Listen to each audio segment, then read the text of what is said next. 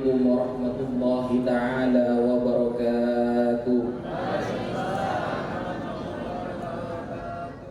Alhamdulillah, salatu wassalamu ala rasulillah Sayyidina Muhammad bin Abdillah wa ala alihi wa sahbihi wa man wala, amma ba'd.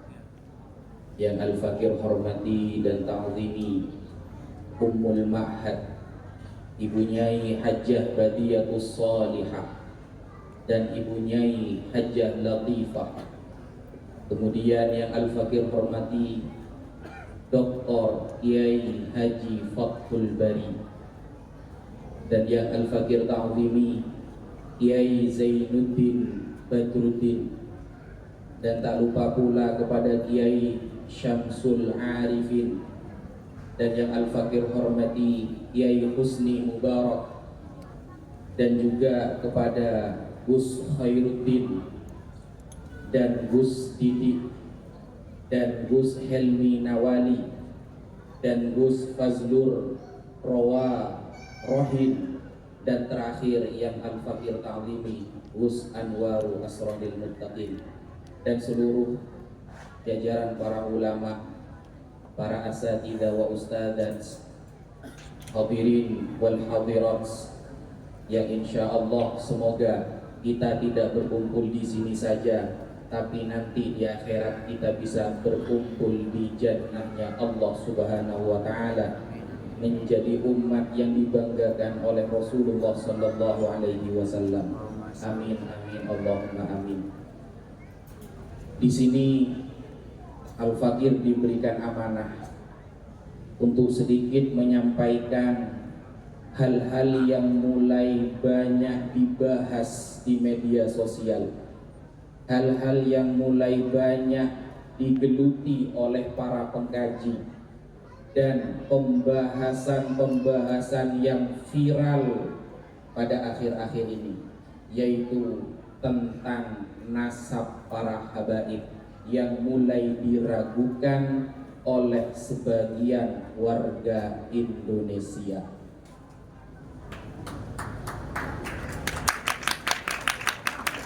Bismillahirrahmanirrahim. Di sini Al-Fakir tidak berbicara pribadi. Apa yang Al-Fakir sampaikan semuanya insya Allah dari lisan para ulama.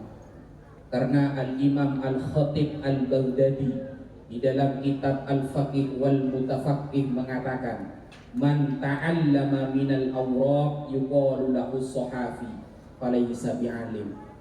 Orang yang hanya belajar dari buku, orang yang hanya belajar dari kitab, orang yang hanya belajar dari internet tanpa ada gurunya, maka dia tidak bisa disebut dengan orang alim. Wa innamal ilmu bitta'allum min afwahil ulama. Ilmu hanya bisa didapatkan, ilmu hanya bisa diraih, ilmu hanya bisa dimanfaatkan dan diambil berkahnya dari lisan para ulama, bukan dari karyanya saja. Tanpa kehebatan para ulama, maka karya beliau kurang sempurna. Jadi kehebatan para ulama itu ada pada diri beliau. Makanya tak jarang seperti Sayyid Muhammad bin Alawi Al-Maliki Al-Hasani Al-Makki sering mengutip tentang seorang santri yang salah baca kitab, gara-gara baca kitab gak ada gurunya. Ceritanya tentang Tuma.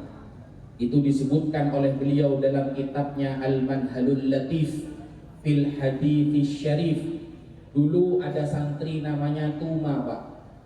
Tuma ini orangnya pinter, tapi ngaji gak ada gurunya. Akhirnya menemukan sebuah dalil di dalam kitab Al-Habbatus Sauda Dawaun Likulli Da. Habbatus Sauda. Karena ada titiknya dua, salah cetak, bacaannya jadi Al-Hayyatus Sauda. Ular hitam adalah obat dari segala penyakit. Gara-gara gak ada guru, yang awalnya bermakna Habbatus Sauda, hanya gara-gara ketambahan satu titik menjadi artinya ular hitam, dia langsung mencari ular dan dimakan. Alhamdulillah, langsung tahlilan, Pak. Langsung tahlilan. Tewas gitu. Gara-gara apa? Gak ada gurunya, pinter padahal. Makanya Imam Abdullah bin Abu Barak selalu mengatakan al-isnadu minad-din laula al-isnad laqala man syaa ma syaa. Sanad itu memang harus ada gurunya. Dari lisan. Di agama Yahudi, Taurat itu dibagi menjadi dua. Agama Yahudi meyakini Taurat itu ada dua. Satu, Torah lisan. Penyampaian yang disampaikan oleh Nabi Musa lisan bin lisan. Yang kedua, Torah Syebe Alfe, Torah yang tertulis, Taurat.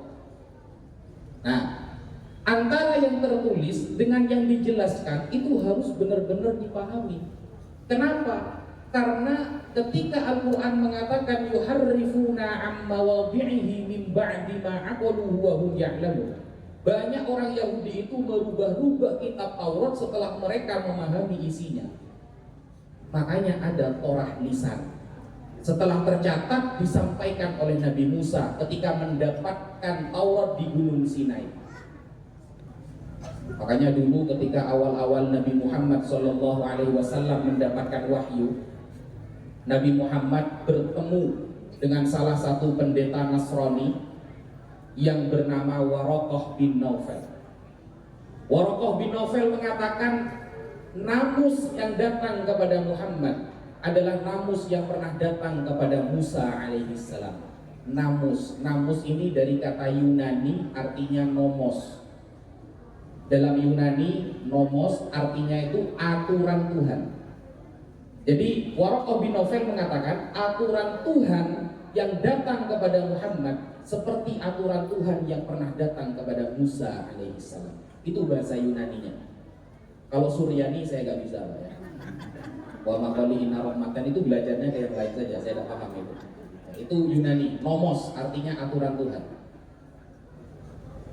Makanya bahasa para nabi itu semuanya serumpun. Ada bahasa Ibrani, Aramaik, dan Arab. Musa itu kita cari di kamus gak akan nemu, Pak. Sampai hari kiamat gak akan nemu. Apa artinya Moses. Kalau kita lihat di kamus bahasa Arab, artinya silet, Pak. Masa Nabi artinya silet tertera, kan gak cocok. Musa itu artinya anak yang digenangkan di air, bahasa Ibrani. Zakaria, Zakar artinya dikrun, ya artinya Rabbun. Zakaria dikrullah, ingat kepada Tuhan. Yishmail, Isma artinya mendengar, Il artinya Tuhan mendengar. Yishmail Ibrani. Kalau wa maqaliina rahmatan saya tidak paham. Artinya saya tidak tahu, tidak pernah belajar itu. Makanya mirip-mirip semua bahasa para nabi itu. Ukhtun, saudara perempuan. Kalau di Ibrani Ahun, saudara laki-laki. Ukhtun, saudara perempuan. Kalau di Ibrani akhat. Bahasa Ibraninya, kalau bahasa Arabnya akhun. Mirip banget. Apalagi bahasa Semut, saya tidak bisa ya. Bahasa Semut saya tidak bisa. Itu khusus orang Malang sana kayaknya. Ada ya. Belajarnya ke Malang Dampit saja gitu. Nah, nasab para habaib ini sekarang sudah mulai diragukan. Sampai narasi-narasi kebencian dan fitnah itu mulai disebarkan di media sosial. Contohnya, sekarang ada orang mengatakan, ngapain bilang ya Karim, mending bilang ya Jatim, kata dia. Nah, ya Karim, kan ada lagu seperti itu kan? Itu kan memuliakan Karim. Itu lagu mengandung sihir, kata dia. Mending ya Jatim, kita cinta kepada Jawa Timur. Jawa Timur isinya kayak kita, Pak ya. Sholat sudah telat, wiridan nggak pernah gitu. Makanya narasi seperti ini sudah mulai ada sekarang di media sosial. Padahal Rasulullah Shallallahu Alaihi Wasallam di dalam hadis sahih berdoa, Allahumma barik lana fi syamina, ya Allah berkahilah tanah Syam kami, wa barik lana fi yamanina, dan berkahilah tanah Yaman kami. Siapa yang mengatakan? Rasulullah Sallallahu Alaihi. Masa doa Rasulullah gak diterima? Makanya wajar ketika kita itu sangat kagum kepada Syam, yang salah satunya adalah Baitul Maqdis. Kita kagum kepada Yaman karena pernah didoakan oleh Rasulullah.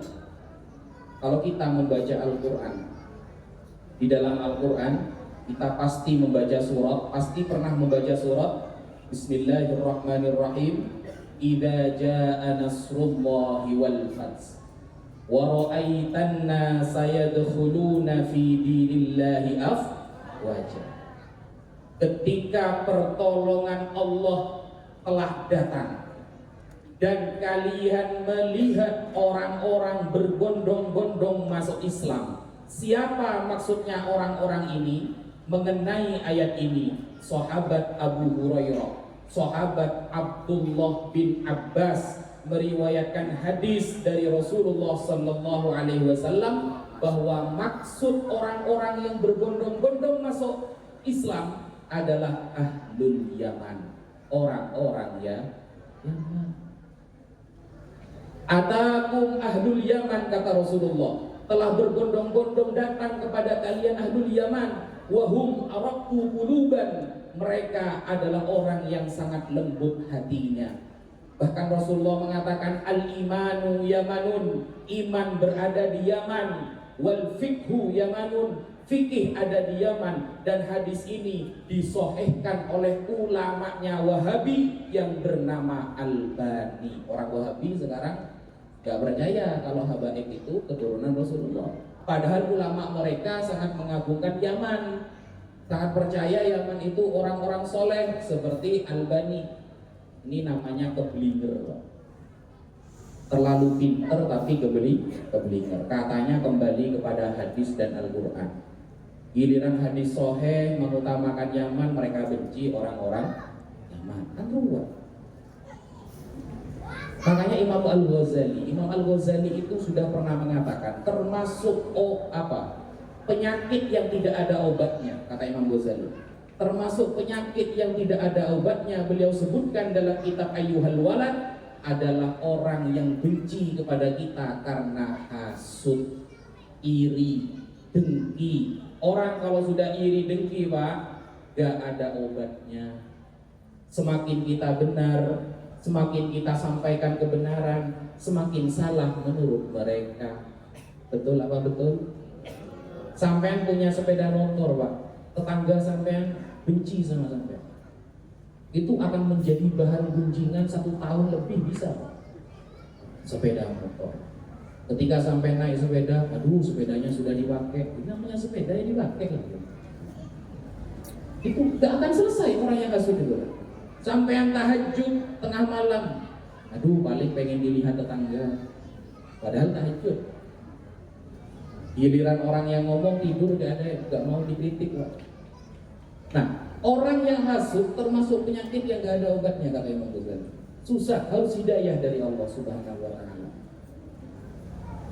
Kemudian orang-orang yang sekarang sudah mulai menyebarkan fitnah dan membenci para habaib ini mengatakan, andaikan seluruh ulama di dunia mengatakan habaib keturunan Rasulullah, maka saya tetap membatalkan. Wah, kalau gitu ya. Kalau sudah ulama sedunia ditolak itu sudah ruwet. Kita mau ngomong apa? Imam As-Sakhawi yang wafat di abad ke-10, 9 menuju 10. Beliau hidupnya di tahun 800-an. Ada yang mengatakan dari golongan mereka, Wiwi Sakhawi katanya. Mungkin dia kira orang Dampit itu Wiwi Sakhawi. Itu ulama besar, Pak. Bayangkan, ulama besar Al-Imam As-Sakhawi yang gelarnya Al-Hafidh, Wiwi katanya, Sakhawi. Mungkin dia kira Sakhawi yang jualan tahu. Kalau sudah ulama, katanya harus ikut ulama pribumi, katanya harus ikut ulama Nusantara. Giliran Kiai Haji Hamid Pasuruan mengatakan, datanglah ke Haul Solo karena Rasulullah insya Allah datang ke Haul itu. Gak dipercaya. Giliran Kiai Miftahul Akhyar, ketua PBNU asli ulama pribumi berbicara, dihina. Katanya ikut ulama Nusantara. Ini Nusantara yang mana? Coba, Pak. Giliran Syekh Muhammad Mahfud bin Abdullah bin Abdul Mannan At-Termasi, orang Pacitan, Jawa Timur, berguru kepada Habib Husain bin Muhammad Al-Habsyi, yang termasuk gurunya Syekhana Khalil juga, termasuk gurunya Kiai Haji Hashim Asy'ari. Beliau meninggikan gurunya dan menyebut gurunya As-Sayyid, bahwa marga Al-Habsyi termasuk keturunan Rasulullah, dan beliau adalah seorang ulama Termas yang allamah, al-musnid, al-hafidh, banyak gelar, gak dipercaya. Syekh Yasin bin Isa Al-Fadani dari Padang mengakui keturunan Rasulullah, bagi para habaib gak dipercaya. Katanya ikut ulama Nusantara.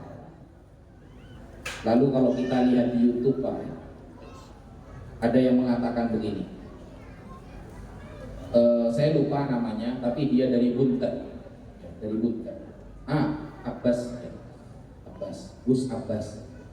Beliau pernah berceramah bahwa para habaib datang ini dibawa oleh Belanda. Kok bisa? Pertanyaan saya itu kok bisa? Datang dibawa oleh Belanda, mereka mendukung Belanda, tapi setiap ceramah tidak pernah menyampaikan dalil. Saya teliti semua ceramahnya sampai bermenit-menit, itu tidak ada dalil satupun. Padahal Pangeran Diponegoro, Pak, ketika tahun 1825 sampai 1830 Masehi, ketika perang melawan Belanda di tanah Jawa, siapa salah satu tokoh utama yang menolong beliau? Namanya As-Sayyid Al-Habib Hasan Munadi bin Alwi Ba'abud. Itu yang menolong beliau, yang ada di barisan pertama perang.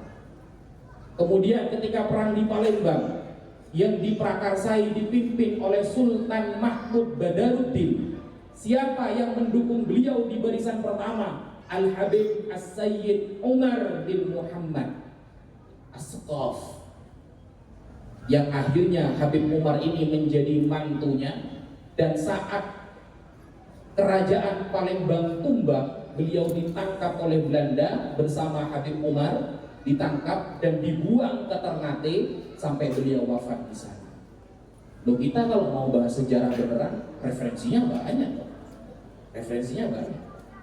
Bahkan di Pontianak, Kalimantan, siapa yang sangat berjasa, banyak orang masuk Islam di sana, adalah Al-Habib Sultan Abdurrahman Al-Qadri, yang mengikuti jejak langkah ayahnya Husain Al-Qadri, Al-Habib Husain Al-Qadri.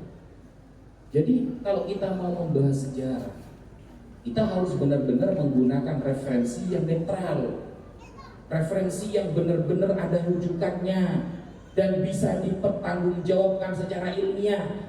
Bukannya sok-sokan nantang debat didatangi ke Banten nggak datang, itu namanya pengecut, Pak. Al-Fakir kemarin ada debat di Banten, jauh-jauh dari Probolinggo saya, Pak, bawa kitab satu dus. Gak pernah naik pesawat, giliran naik pesawat langsung turbulen, Pak. Gak turun-turun. Ini saya gak jadi debat ini kayaknya, mau tahlilan nanti. Tewas saya ini. Cuaca buruk, pengumuman dari kapal cuaca buruk, berdoa bersama katanya. Aduh. Nyampe ke Banten gak datang loh debatnya. Astagfirullah. Seperti itu. Jadi framingan itu cemoohan itu hanya datang di depan para pendukungnya. Giliran didatangi beneran nggak datang. Kalau memang itu ada dalam kebenaran, ngapain? Kalau memang benar-benar ada dalam kebenaran, ayo sampaikan. Kalau memang kita yang salah, maka kita yang ikut. Kalau sana yang salah, maka harus legowo untuk mengikuti apa yang kita sampaikan. Kan seperti itu. Bastul Masail. Di pesantren itu biasanya erat tradisi dengan Bastul Masail. Bastul Masail ini artinya nyari masalah. Tanyakan sama kiai-kiai itu. Basul masail itu sesuatu yang dipermasalahkan. Basul masail. Kita kalau mau basul masail, Pak, dari tingkat desa sampai tingkat nasional, kalau mendengarkan qala Ibnu Hajar, kalau mendengarkan qala Imam Nawawi, kalau kita mendengarkan qala Rafi'i, maka kita semua akan taslim, sepakat, karena Imam Ibnu Hajar Al-Haytami adalah orang yang pakar di dalam fikih. Nah ini orang-orang yang benci Habib ini, Imam Ibnu Hajar dikritik, Pak. Ini hajar beneran nanti mereka ini. Jadi kita itu di pesantren Basul Masail, kalau sudah Imam Ibnu Hajar yang mengatakan ini hukumnya haram, kita taslim, selesai. Nah ini Imam Ibnu Hajarnya gak bisa kan? Ibnu Hajar ini kurang teliti orangnya loh. Ada yang mengatakan kalau sampai hujan saya kejar malaikat mungkar nakir, tuh keren mereka. Jadi memang kita ini sedang menghadapi orang-orang yang derajatnya keren. Dikit-dikit main malaikat. Kalau nanti semuanya sudah mati, maka saya yang bagian jaga neraka, katanya. Umat Nabi Muhammad itu di mana-mana mau masuk surga, bukan malah jaga neraka, Bang, ngapain? Saya yang akan menjadi penggawanya neraka, katanya. Terus malaikat Malik ngapain kalau kamu yang jaga neraka? Kan begitu. Ini tukang ambil kerjaan orang gitu. Jadi hal-hal seperti itu kan kata-kata yang tidak ilmiah. Ulama direndahkan. Itu tradisinya siapa? Tradisi orang-orang Wahabi. Wahabi itu sering menghina, merendahkan para ulama. Jangankan para ulama kelas nasional, yang internasional pun kalau tidak cocok dengan pemikiran Wahabi, mereka tidak akan segan-segan untuk mengkafirkan. Contoh, sholawat nariyah. Sholawat nariyah ini, orang yang baca sholawat nariyah dihukumi syirik oleh sebagian orang-orang Wahabi. Allahumma sholli ala sayyidina Muhammadin, Allahumma sholli sholatan kamilatan wa sallim salaman taman ala sayyidina Muhammadin alladhi tanhallu bihil muqam. Nah, tanhallu bihil muqam, sebab Nabi Muhammad segala kesusahan, ikatan bisa terlepas. Ini syirik, kata mereka. Karena terlalu mengagung-agungkan Nabi. Nabi sudah mengatakan la tatruni kama atorkan Nasoro ibnu Maryam. Jangan terlalu mengagungkan aku sebagaimana Nasrani mengagungkan ibnu Maryam, Isa. Tak segan-segan mereka mengkafirkan kita gara-gara baca sholawat nariyah. Padahal sholawat nariyah ini dikarang oleh Sayyidul Qutub. Yang ngarang itu adalah Qutbul Ghaus Waliullah Syekh Abu Salim Ibrahim bin Muhammad bin Ali At-Tazi. Beliau sejak kecil sudah bertemu Rasulullah SAW. Beliau bermadhab Maliki. Kalau kita baca kitab-kitab Tabaqatul Malikiyah tentang ulama-ulama madhab Maliki, pasti ketemu sama beliau, pengarang sholawat nariyah. Tanhallu bihil uqad, sebab Nabi Muhammad segala ikatan itu bisa terlepas. Nah, ini nggak main-main. Memang kenyataan dalam fakta sejarah, Nabi Muhammad sudah beberapa kali sebab barokah beliau melepaskan semua ikatan, kekakuan dan kesusahan. Contoh, ada sahabat, salah satu sahabat yang bernama Bashir bin Aqrabah. Suatu saat Bashir bin Aqrabah ini waktu kecil datang kepada Rasulullah. Beliau merasakan kekakuan di dalam lisannya, Pak. Datang kepada Rasulullah, ditanyakan, siapa namamu? Namaku Bahir ya Rasulullah. Kata Rasulullah, oh bukan, nama kamu itu Bashir. Karena Rasulullah melihat orangnya itu kaku kalau ngomong, tidak lancar, tidak fasih, akhirnya diludahi oleh Rasulullah. Sejak itu dia menjadi orang yang sangat fasih lisannya. Tanhallu bihil uqad, sebab Rasulullah. Nah ini kalau Rasulullah, tapi kalau kita jangan, Pak, ya, jangan meludahi anaknya orang, bisa bisu kalau jangan. Ini khususiyat ya, khusus Nabi. Kalau kita tidak usah nyoba-nyoba kayak gitu. Itu. Kemudian tanhallu bihil uqad wa tanfariju bihil kurab. Kesusahan yang kita alami dalam kehidupan, bisa selesai sebab Nabi Muhammad Sallallahu Alaihi Wasallam. Orang pertama kali yang merasakan kesusahan, orang pertama kali yang merasa susah ingin diampuni oleh Allah, berkah Nabi Muhammad, beliau dilepaskan kesusahannya itu siapa? Adalah Nabi Adam alaihi salam. Ketika Nabi Adam melakukan kekhilafan, Pak, apa kata beliau? Ya Allah, ampuni aku bihaqqi bijahi Muhammad sallallahu alaihi wasallam. Ampuni aku sebab berkahnya Nabi Muhammad. Lalu Allah Subhanahu wa taala berfirman, "Kamu kok tahu kepada Muhammad wahai Adam? Aku kan belum menciptakan Muhammad."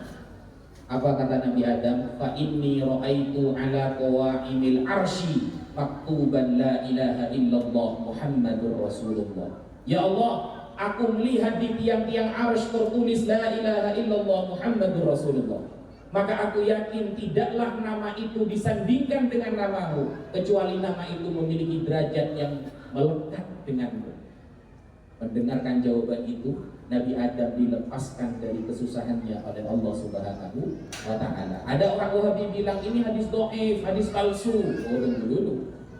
Kalau mau mengkaji hadisnya, syawahidnya banyak sekali. Penguat dari hadis ini banyak sekali. Salah satunya disahihkan oleh Imam Ibnu Taimiyah, ulamanya mereka sendiri, dari hadis Maisarah dan lain sebagainya. Itu orang pertama kali susah gara-gara Nabi Muhammad. Nabi Muhammad belum diciptakan, sebab barokah beliau kesusahan Nabi Adam terlepas. Watan fariju bihil. Kemudian watunalu bihir rawaqib. Keinginan-keinginan kita yang susah dicapai bisa terlaksana sebab Rasulullah Shallallahu Alaihi Wasallam. Contoh, dulu ada sahabat yang tunanetra, beliau itu buta. Kemudian datang kepada Rasulullah. Hadis ini sahih dari sahabat Utsman bin Hunayf. Datang kepada Rasulullah mengatakan, ya Rasulullah, doakan saya agar saya bisa melihat ya Rasulullah. Secara akal, orang yang buta itu harus operasi, gak bisa dengan doa. Orang yang buta harus datang ke dokter spesialis mata. Dulu siapa dokter spesialis mata? Gak ada. Datang kepada Rasulullah minta doa. Apa kata Rasulullah? Iqtil midad fasalli rak'ataini ahsin wudu'aka fad'ullah. Kamu datang ke tempat wudu, perbaiki wudu kamu, sholat 2 rakaat, lalu berdoa kepada Allah. Allahumma inni as'aluka wa atawajjahu ilaika binabiyyika Muhammadin sallallahu alaihi wasallam nabiyyir rahmah ya sayyidana ya Rasulullah inni tawajjahtu bika ila rabbi fi hajati. Doa ini diajarkan langsung oleh Rasulullah kepada sahabat yang buta tadi. Setelah berdoa langsung sembuh. Wa tunalu bihir raghib. Keinginan yang sulit dicapai bisa terlaksana sebab barokah Rasulullah sallallahu alaihi wasallam. Apalagi wa husnul khawatim. Sebab Rasulullah kita bisa husnul khatimah. Sebab Rasulullah kita bisa husnul khatimah. Siapa orang yang bisa husnul khatimah sebab doa Rasulullah? Yang awalnya orang kafir, yang awalnya dia sangat benci bahkan ingin membunuh Rasulullah, ternyata husnul khotimah di tangan Rasulullah. Salah satunya adalah ibu dari sahabat Abi Hurairah radhiyallahu anhu. Ibunya sahabat Abu Hurairah itu, Pak, setiap hari kerjaannya menjelek-jelekan Rasulullah. Setiap Abu Hurairah mau belajar kepada Rasulullah sebelum berangkat, dijelek-jelekkan oleh ibunya itu. Kemudian sahabat Abu Hurairah mengatakan, ya Rasulullah, doakan ibu saya agar hatinya menerima Islam. Kemudian dia doakan oleh Rasulullah, Allahumma hdi umma Abu Hurairah. Ya Allah, berikanlah hidayah kepada ibu Abu Hurairah. Abu Hurairah pulang dari doa itu, langsung di depan pintu ibunya mengatakan, asyhadu an la ilaha illallah wa anna Muhammadar Rasulullah. Hadis sahih. Langsung bersyahadat.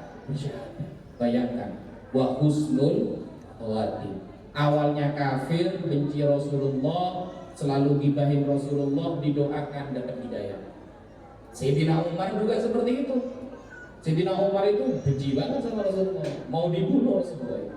Didoakan oleh Rasulullah, Allahumma a'izzal Islam bi ahabbi hadaini ar-rajulaini bi Umar bin Khattab au Abu Jahal. Ya Allah, muliakanlah Islam antara dua lelaki ini. Yang mana yang paling kau cintai, antara Abu Jahal atau Umar bin Al-Khattab? Ternyata Allah Subhanahu wa taala memilih Sayyidina Umar bin Al-Khattab. Awalnya mau membunuh Rasulullah, sangat benci, husnul khotimah sebab doa Rasulullah sallallahu alaihi wasallam. Wa yustasqal ghamamu bi wajhihil karim. Sebab Rasulullah, jangankan Malang, Indonesia bisa banjir Pak dengan hujan. Kalau mau minta hujan, maka banyaklah bersolawat kepada Rasulullah. Dulu ketika Rasulullah berceramah, berpidato, ada seorang A'rabi datang. Karena orang ini datang tiba-tiba dan memotong pembicaraan Rasulullah, Rasulullah kurang senang. Ya Rasulullah, daerah kami paceklik, jarang hujan, doakan kami hujan. Langsung didoakan oleh Rasulullah. Karena dia memotong pembicaraan sehingga Rasulullah kurang senang, akhirnya didoakan oleh Rasulullah. Banjir langsung. Dapat 1 minggu balik lagi, ya Rasulullah terlalu banyak hujannya, banjir. Allahumma hawalaina wala alaina, kata Rasulullah. Ya Allah, turunkan hujan di sekitar kami, jangan kepada kami. Langsung hujan. Dan yang merasakan itu juga siapa? Sayyidina Umar. Rasulullah wafat, kata Sayyidina Umar, Allahumma inna natawassalu bi nabiyina fataskina wa inna natawassalu bi ammi nabiyina faskina. Ya Allah, dulu aku bertawassul kepada nabi kami, engkau turunkan kami hujan. Dan sekarang nabi kami sudah wafat ya Rasulullah, maka turunkan hujan sebab berkah taman nabi kami, sahabat Abbas. Maka turunkanlah hujan kepada kami, hujan. Wa yustasqal ghamamu bi wajhihil karim. Anggaplah keterangan tadi itu adalah syarahnya sholawat nariyah. Itu dibilang kafir, Pak. Sama dengan grup yang benci habaib itu. Tidak tertulis di sini. Salah. Nah, kalau tidak tertulis semuanya salah, Pak, bahaya. Ini kita sedikit ngaji fikih, Pak ya. Kita kalau ngaji fikih, Imam Nawawi. Kenal Imam Nawawi, Pak? Tidak kenal ya? Ada yang kenal? Saya aja tidak kenal. Ya nggak kenal itu biar cepat, Pak. Karena umur kita jauh dengan beliau. Beliau abad itu abad ke-67. Nah, Imam Nawawi itu yang ngarang kitab Majmu' Syarhul Muhadzab. Imam Nawawi itu masyhur mengatakan begini. Imam Syafi'i berpendapat bacaan Al-Quran kepada mayit tidak sampai. Pahala bacaan Al-Quran kepada mayit itu tidak sampai. Ini perkataan Imam Syafi'i yang dikutip oleh Imam Nawawi. Lalu kita buka di kitab-kitab fikih karya Imam Syafi'i, tidak akan nemu itu. Sampai kiamat kita nyari sulit nemu itu. Sulit. Apakah kita berani mengatakan Imam Nawawi bohong? Bohong Imam Nawawi ini. Buktinya di kitab Imam Syafi'i gak ada yang bilang kayak gitu. Berani bilang Imam Nawawi bohong. Atau Imam Ahmad bin Hanbal. Ini ya, kemarin ada fitnah mengatakan tidak ada hadis yang menerangkan kita wajib menghormati dzurriyyah Rasulullah. Rata-rata hadisnya dhaif, gak ada yang sahih. Kata itu ya, Imaduddin faqad hadamat ini. Kita ambil satu ulama yang terkenal hafal 1 juta hadis. Siapa? Al-Imam Ahmad bin Hanbal. Imam Ahmad bin Hanbal terkenal hafal 1 juta hadis, Pak. Kalau sholat beliau itu 300 rakaat, bayangkan. Kita jangankan 300, Pak. Tahajud kita kadang kelewatan kan gitu ya. Ya sama, saya juga gitu, Pak. Namanya juga manusia biasa. Tapi ini sekelas Imam Ahmad bin Hanbal hafal 1 juta hadis. Disebutkan di dalam kitab Al-Adab Syar'iyyah wal Minahul Mar'iyyah yang ditulis oleh Al-Imam Ibnul Muflih Al-Maqdisi, bahwa suatu saat Imam Ahmad bin Hanbal waktu mau keluar dari masjid bertemu dengan salah satu dzurriyyah Rasulullah. Anggaplah habaib kalau sekarang. Ketika melihat anak kecil ini adalah dzurriyyah Rasulullah, Imam Ahmad tidak mau keluar, berdiri dulu. Kemudian anak kecil ini mempersilahkan, monggo Imam, monggo sampai dulu keluar. Tapi apa yang dilakukan Imam Ahmad? Tidak mau, malah tangannya dicium dan mempersilahkan Sayyid yang kecil ini untuk keluar duluan dari masjid. Monggo, monggo beb, kalau sekarang ya, monggo beb jenengan dulu yang keluar. Sekelas Imam Ahmad loh Pak, hafal 1 juta hadis itu Pak. Kita jangankan 1 juta, Arba'in Nawawi tidak hafal dari dulu Pak. Mungkin sampai hilang kitabnya itu, tidak hafal itu. Monggo beb, sampai dulu dicium tangannya sama Imam Ahmad. Apa kata Imam Ahmad? Dia adalah dzurriyyah Rasulullah, Allah mewajibkan saya untuk menghormati dia. Disebutkan keterangan ini jelas sahih dari Imam Ibnu Mufli Al-Maqdisi dalam kitabnya Al-Adabus Syar'iyyah wal Minahul Mar'iyyah. Bayangkan, jangan jauh-jauh ke hadis, sifatnya Imam Ahmad aja seperti itu. Imam Ahmad itu. Lalu ada yang mengatakan, gimana ini? Kok ada dari kalangan Ba'alawi itu yang Isra Mi'raj 70 kali katanya. Nabi Muhammad saja Isra Mi'raj 1 kali, ini tuh bisa 70 kali. Tidak pernah mau kitab sok-sokan. Di kitab-kitab para ulama kan banyak keterangan. Contoh Al-Futuhat Al-Makkiyah Imam Ibnu Arabi, atau Risalah Al-Qusyairiyah Imam Al-Qusyairi. Isra Mi'rajnya waliullah dengan para nabi itu beda. Ojo dipodokno. Kalau bahasa Jawa Pak, karena saya orang Malang juga, saya asli orang Kepanjen aslinya. Kakek-kakek saya orang Kepanjen, tapi ada di Probolinggo. Isra Mi'rajnya para nabi dengan para wali itu beda. Makanya Imam Ahmad ketika mengatakan aku bertemu Allah 99 kali, siapa yang berani mengatakan Imam Ahmad bohong?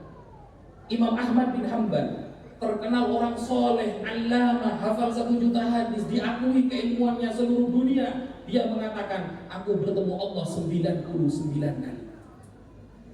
Masa kita mau mengatakan, Imam Ahmad ini kok bohong, ini mana ada? Padahal kita tahu, mazhab Hambali itu adalah salah satu mazhab yang besar. Seperti itu kan butuh kajian. Makanya tidak bisa lewat internet. Kalau kita buka Google, Pak, ruwet Pak. Tes DNA, pernah dengar Pak ya? Kalau ngaku Habib harus tes DNA. Satu sisi Habib dikatakan Yahudi, tapi satu sisi DNA karya orang Yahudi dipakai. Saya coba Pak tes DNA lewat TikTok. Ternyata saya keturunan orang Eropa Pak. Ini kan jauh dari Kepanjen ke Eropa Pak. Apakah ayah saya pernah hijrah ke sana dulu? Ada di TikTok itu filter ya, tes DNA, saya tes Pak. Eropa 90% gitu. Ngawur ini ngawur. Ulama ditolak, DNA karya Yahudi diterima. Kan sudah ngawur. Ngawur banget itu. Sehingga apa kata Rasulullah ketika kita mendapatkan fitnah-fitnah di akhir zaman, kata Rasulullah, wa idza ra'aitum ikhtilafan katsira fa'alaikum bisawadil aqdam. Kalau kalian melihat perpecahan yang sangat banyak, pilihlah mayoritas ulama tenang, Pak. Kalau sudah milih mayoritas ulama itu tenang. Itu kata siapa? Kata Rasulullah, inna ummati lan tajtami ala dhalalah. Umatku tidak akan pernah bersepakat kepada kesesatan, semuanya sesat, tidak akan. Rasulullah sudah menjamin kita tidak akan sesat semuanya, umat Islam sesat, tidak akan. Tidak mungkin. Wa yadullahi 'alal jamaah. Pertolongan Allah itu ada pada al-jamaah, kata Rasulullah. Mayoritas ulama. Kalau mayoritas ulama sudah mengatakan selesai, kita kok malah sekarang ulamanya yang dikritik, kan bisa. Jadi ketika kita sudah mulai tidak mau kepada para ulama, maka benar kata Rasulullah. Apa kata Rasulullah? Latung qadunna nurul islami urwatan. Sungguh ajaran agama ini akan diputus satu demi satu. Fakullama intaqadat urwatun tasyabbatan nasu billati taliha. Ketika ada satu ajaran yang telah diputus, orang-orang akan bermusyawarah untuk memutus ajaran selanjutnya. Salah satu ajaran Islam yang sudah menjadi amaliyah para ulama sejak dulu adalah menghormati dzurriyyah Rasulullah sallallahu alaihi wasallam. Kalau ada habaib yang salah, ya salah, tidak usah dibela. Contoh, ada habib mencuri, ya salah, nggak boleh sampai bela. Ada habaib menghina, nggak boleh sampai bela, salah. Tapi kalau nasabnya yang dikritik, lo tunggu dulu. Kalau nasabnya yang dikritik, habaib salah tetap salah, habaib benar ya tetap benar. Tapi kalau nasabnya yang dikritik, tunggu dulu. Anda sudah menerobos ijma ulama, menerobos kesepakatan ulama sedunia. Saya pengen tahu, sebutkan satu kitab saja yang menerangkan bahwa nasab habaib itu putus, tidak bersambung kepada Rasulullah. Satu saja, ulama Ahlus Sunnah wal Jamaah, tidak akan ada. Makanya Imam Syafi'i dengan tegas mengatakan, Pak, in kana rafdon hubbu ali Muhammad falyashhid as-saqalani anni rafidi. Kalau mencintai keluarga Nabi disebut Syiah Rafidah, maka saksikanlah wahai jin dan manusia bahwa aku adalah orang Syiah. Bukan berarti Imam Syafi'i Syiah, tapi karena beliau mencintai keluarga Nabi sehingga beliau rela difitnah menjadi orang Syiah. Kalau sekarang saya ubah nazamnya, Pak. In kana abadan hubbu ali Muhammad falyashhidil taqalan anni abadi. Kalau mencintai dzurriyyah Nabi itu disebut budak, maka saksikanlah saya adalah budak saudara. Kan begitu. Nah, karena sering dikatakan budak sama budaknya mereka itu. Budak mereka mengatakan budaknya ya itu. Jadi cintanya Imam Syafi'i sampai seperti itu, prakteknya sampai seperti itu, Pak. Sampai Sayyidina Umar gara-gara melihat sahabat Abbas masuk Islam, Sayyidina Umar mengatakan, Islammu wahai Abbas yauma aslamta ahabbu ilayya min islamil Khattab. Kamu wahai Abbas masuk Islam lebih aku sukai daripada ayahku Al-Khattab masuk Islam. Kenapa? Karena kamu keluarga Nabi. Ayahnya sampai dinomorduakan oleh Sayyidina Umar gara-gara melihat keluarga Nabi. Sahabat Abu Bakar mengatakan, "Urqubu Muhammadan fi ahli baitihi." Jagalah kewibawaan Nabi Muhammad dengan cara menghormati dzurriyyahnya, ahlul baitnya. Siapa ahlul bait? Dzurriyyah Rasulullah, keturunan Rasulullah, termasuk ahlul bait Rasulullah. Buktinya Imam Ahmad bin Hambal barusan menghormati Sayyid yang masih kecil dan mengatakan innahu dzurriyyatu Rasulillah. Dia adalah keturunan Rasulullah, ahlul baitin Nabi, keluarga Nabi. Begitu. Itu penjelasan para ulama semuanya. Sehingga kita semua yang ada di sini semoga hatinya dijaga oleh Allah, akidah kita dijaga oleh Allah.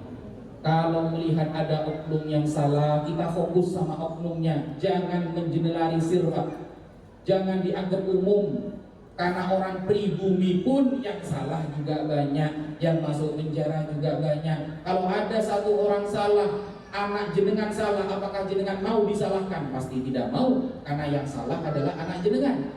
Nah, kalau ada pesantren, contohnya An-Nur 2, ada santrinya yang melanggar di luar, apakah lalu lantas An-Nur 2 semuanya salah? Tidak, karena itu perspektif pribadi dia. Maka semoga kita dijaga oleh Allah dari akidah yang sesat dan menyesatkan, dan nanti di akhirat kita diakui oleh Rasulullah sebagai umatnya. Kita semuanya husnul khotimah. Dan sebab barokah para masyayikh Nahdlatul Ulama, para masyayikh Pondok Pesantren An-Nur 2, para masyayikh Sidogiri dan lain sebagainya, yang notabene-nya beliau banyak yang menjadi waliullah, kita mendapatkan berkahnya, kita mendapatkan manfaatnya, dan anak cucu kita semuanya Allah jaga dari akidah yang tidak benar, Allah jaga dari pergaulan yang tidak beres, dan Allah jaga rezeki kita yang dulunya mungkin masih syubhat, menjadi rezeki yang lebih halal dan berkah. Mungkin ini yang bisa Al-Fakir sampaikan sedikit, semoga bermanfaat. Wassalamualaikum warahmatullahi taala wabarakatuh.